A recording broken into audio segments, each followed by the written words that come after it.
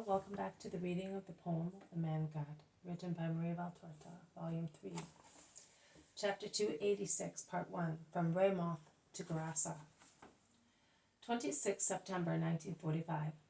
The peculiarity of this village, lying on a raised rocky platform in the middle of a crown of mountain tops, some of which are higher, some lower than it, appears in all its typical beauty in the rather hard light of a somewhat windy morning.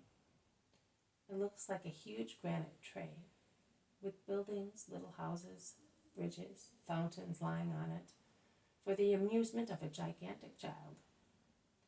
The houses seem to be engraved in calcareous rock, which is the basic matter in the area. They are square-shaped and built with blocks laid one upon another. Some are not plastered. The blocks of some are still in their rough natural state. They really look like the little houses decorating a Christmas crib built with cubes by a big, clever boy. And around the little village one can contemplate its fertile country, covered with trees, variously cultivated, so that from above it looks like a carpet of squares, trapezia, triangles, some of which are brown owing to the recent hoed earth, some emerald green, because of the grass grown after autumn rain, some reddish because of the last leaves of vineyards and orchards, some gray-green because of poplars or willows, or enamel green because of oaks and carobs, or bronze green owing to cypresses and conifers. Beautiful, really beautiful. And one can see roads which, like ribbons parting from a knot, run from the village to the remote plain, or towards the high mountains, and dive under woods, or divide with a gray line the green meadows or brown plowed fields. And there is a pleasant stream of water, which is silvery beyond the village towards its spring, and blue fading to jade on the other side, where it flows down to the valley between gorges and slopes, and it appears and disappears playfully, and it grows stronger and stronger, and bluer as its water increases, thus preventing the reeds and grass, which have grown in its bed during the drafty months, from tingeing it green, and it thus reflects the sky.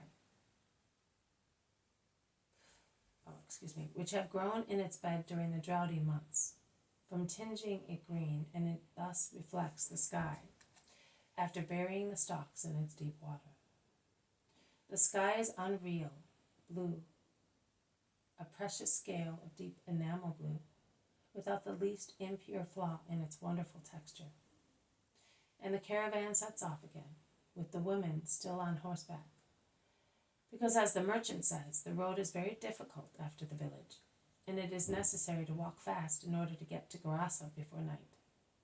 They are all muffled up, and they proceed swiftly, as they are well rested, along a road which climbs up through the wonderful woods, skimming the highest slopes of a solitary mountain, which rises like a huge block resting on the shoulders of the other mountains under it. A real giant, as one can see in the highest parts of our Apennines. Gilead, says the merchant, pointing at it. He has remained near Jesus, who is leading the Virgin's little mule, holding its reins. And the merchant adds, after this the road is much better.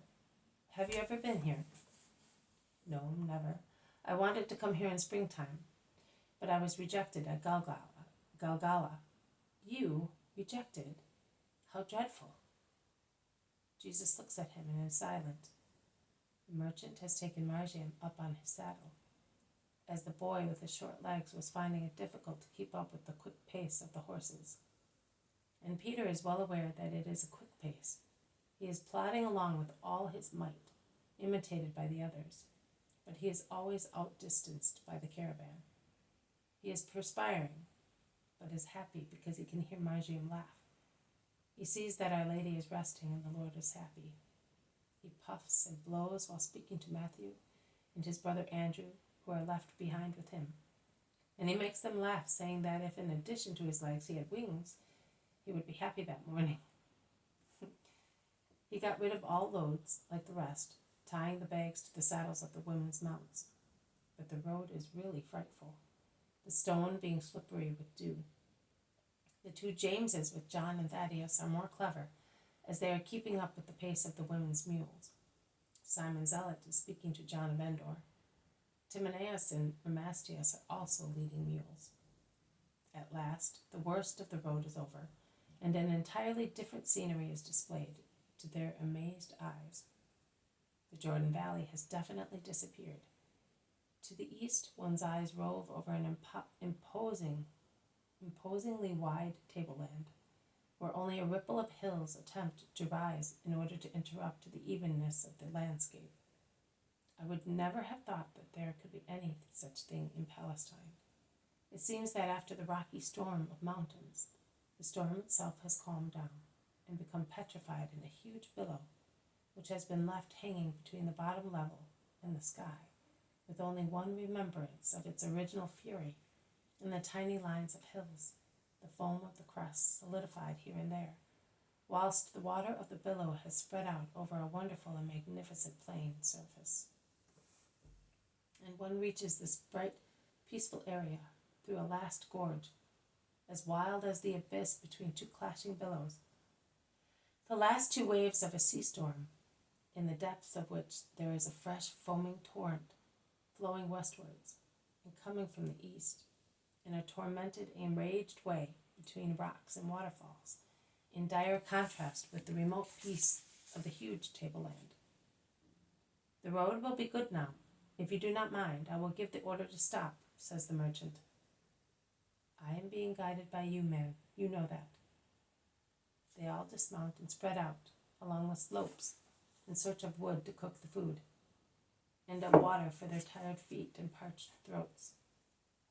The animals, once relieved of their loads, graze the thick grass, or go down to the limpid torrent to water. The smell of resins and roast meat rises from the little fires, lit to cook some lambs.